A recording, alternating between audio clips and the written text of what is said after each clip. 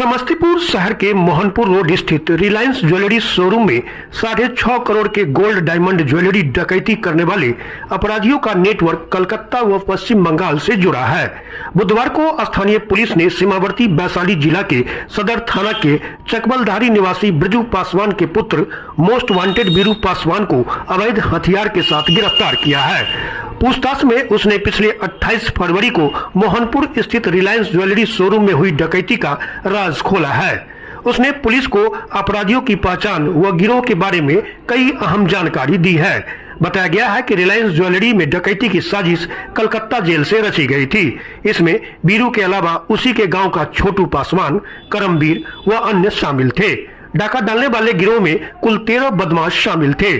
गिरोह का सरगना वैशाली जिला के करमवीर कुमार है। उसने हाल ही में देश के दूसरे राज्य में भी रिलायंस ज्वेलरी शोरूम में डकैती की थी। 28 फरवरी को जिस वक्त मोहनपुर स्थित रिलायंस ज्वेलरी में घटना हुई, वह करमवीर और अन्य अपराधियों के साथ घटना स्थल पर मौजूद था। घटना के पूर्व सभी बदमाश पटोरी में एकत्रित हुए। गिरोह में शामिल अपराधियों को करमवीर खुद लीड कर रहा था। गिरोह में शामिल सभी बदमाश अलग अलग स्थानों के हैं, एक दूसरे की पहचान नहीं रखते। डकैती करने आए अपराधियों का अलग अलग रेट निर्धारित था। पुलिस सूत्रों की माने तो लूट का सारा सामान करमवीर के पास है। इस कारण बरामदगी में परेशानी हो रही है। रिलायंस ज्वेलरी डकैती के पूर्व बदमाश लगातार घटना की रेकी कर रहे थे। शोरूम के अंदर और बाहर की गतिविधि पर बदमाशों की नजर थी। पिछले 2 माह से गिरोह के सरगना करमवीर समस्तीपुर में किराए का कमरा लेकर रहता था। इस दौरान वह हर दिन घटना स्थल पर अपने मोबाइल में रिलायंस ज्वेलरी शोरूम के अंदर और बाहर की गतिविधि रिकॉर्ड कर रहा था। गिरोह के अन्य बदमाशों को उनके मोबाइल पर शेयर कर रहा था। बदमाश घटना स्थल के आसपास की स्थिति से वाकिफ हो गए थे। इसके बाद घटना को अंजाम दिया गया। इस मामले में गिरफ्तार एक आरोपित की निशानदेही पर स्थानीय पुलिस, पटना एसटीएफ और क्राइम ब्रांच की टीम गिरोह के सरगना और अन्य बदमाशों की तलाश तेज कर दी है। घटना में संलिप्त बदमाशों की गिरफ्तारी व लूटे गए सामान बरामद करना पुलिस के लिए एक चुनौती है। बताया जाता है कि अपराधी बेहद शातिर और साजिश बनाने में सिद्धहस्त हैं। बताया जाता है कि पिछले साल अप्रैल माह में करमवीर और उसके गिरोह के बदमाशों ने पश्चिम बंगाल के रायगंज में ज्वेलरी शॉप में धावा बोलकर करीब 30 लाख के गोल्ड डायमंड ज्वेलरी डकैती की थी। शहर के मोहनपुर स्थित रिलायंस ज्वेलरी शोरूम से डकैती मामले में स्थानीय पुलिस अपराधियों की तलाश में संभावित ठिकानों पर दबिश बना रही है। पुलिस को शक है कि इतनी बड़ी घटना बिना सटीक मुखबिरी के संभव नहीं है। अपराधियों को स्थानीय बदमाशों का सहयोग रहा होगा। घटना में लोकल लाइनर की तलाश की जा रही है। पिछले 28 फरवरी को मुफस्सिल थाना क्षेत्र के मोहनपुर स्थित रिलायंस ज्वेलरी शोरूम में शाम 7 बजे हथियारबंद बदमाशों ने कर्मियों को बंधक बना लिया था और काउंटर से 10 किलो डायमंड ज्वेलरी और 7 लाख रुपए नगद लूटकर भाग गए थे।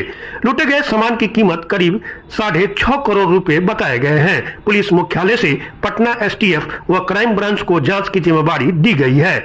1 माह बाद पुलिस ने घटना में संलिप्त एक बदमाश को पकड़ने का दावा किया है, लेकिन मुख्य आरोपी तक पहुंचने में नाकाम है। वहीं लूटे गए सामान बरामद करना भी पुलिस के लिए एक चुनौती है। कल दिनांक 2/4/24 को शाम को डीआईयू और थानाध्यक्ष सराय रंजन को सूचना मिली कि कुछ सक्रिय अपराध कर्मी दलसिंह सराय रोड में एकत्रित हुए हैं और किसी बड़ी घटना को अंजाम देने के फिराक में हैं। तत्काल थानाध्यक्ष सराय रंजन और डीआईयू की टीम अपराधियों की पहचान और सत्यापन हेतु वहां जब पहुंची तो वहां पर से अपराधी कुछ भागने में सफल हो गए, लेकिन एक अपराधी मोटरसाइकिल, पिस्तौल और गोली के साथ पकड़ा गया। वह अपराधी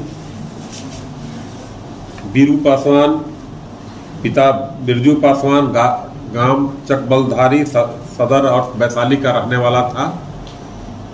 उससे जब पूछताछ की गई तो मालूम चला कि दलसिंह सराय में एक सोना व्यवसायी की दुकान में लूट करने के लिए एकत्रित थे और उस दुकान का वीडियो देख रहे थे। लेकिन पुलिस आई तो घटना का नहीं कर पाए।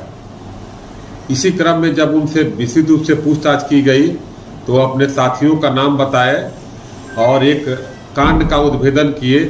दिनांक 28/2 24 को जो घटना घटी थी रिलायंस ज्वेलर्स की, उस घटना के बारे में बताए और इस घटना में स्वयं शामिल थे। उस घटना के बारे में बताए कि करमवीर नाम के एक अपराधकर्मी है जो पूर्व में भी रिलायंस ज्वेलर्स की घटना को कारित कर चुका है दूसरे राज्य में, और तकनीकी साक्ष्य के आधार पर पुलिस भी पहले काम कर रही थी। उसी के नेतृत्व में करीब 13 अपराधियों ने मिलकर के घटनास्थल पर आकर के घटना कारित किया था।